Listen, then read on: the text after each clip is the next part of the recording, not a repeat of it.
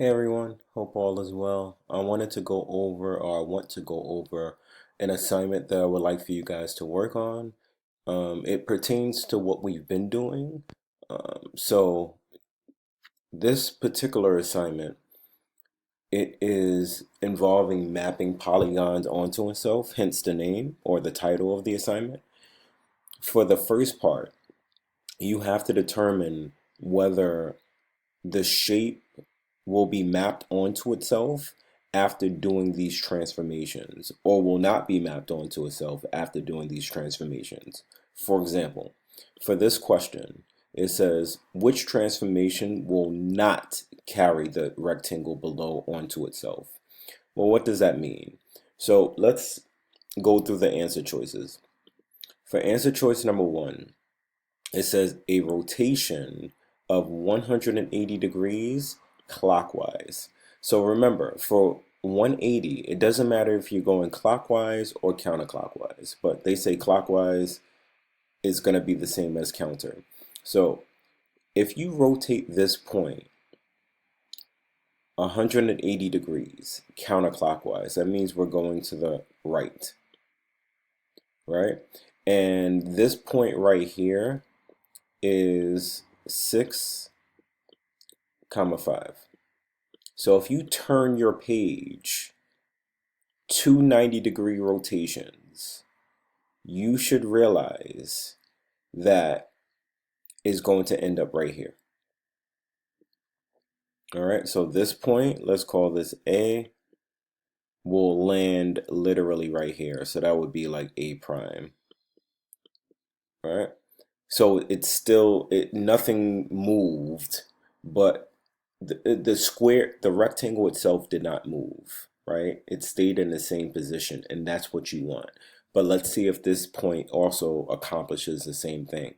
So this point is -6, comma 5.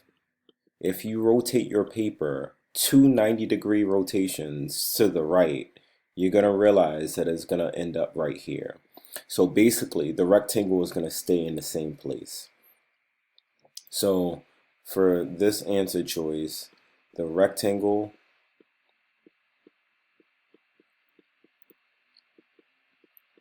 and this is how I like try to conceptualize it or understand it if I'm doing the question. Rectangle did not move, right? It stayed in the same position. So as a result, they're asking for which one will not carry the figure onto itself. So with that said, it can't be this one. It can't be this one because they're asking for which one will not carry the figure onto itself. So now let's do I'm going to erase this. Let's do the second choice, which is a reflection over the line y equals 5. So you should know that y equals 5 is this line right here. This is the line y equals 5. It passes through the y-axis at 5. If you reflect this point over this line, what will happen?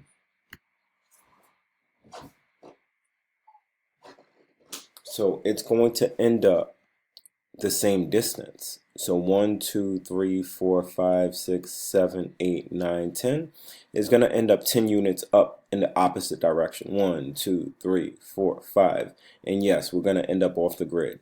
Let's say 6, 7, 8, 9, 10 is going to end up somewhere up here, hypothetically, right? So if you do that for this point, it's going to end up somewhere up here. So this is going to be our new rectangle, or this is going to be how our rectangle would look if we reflect it over the line y equals 5.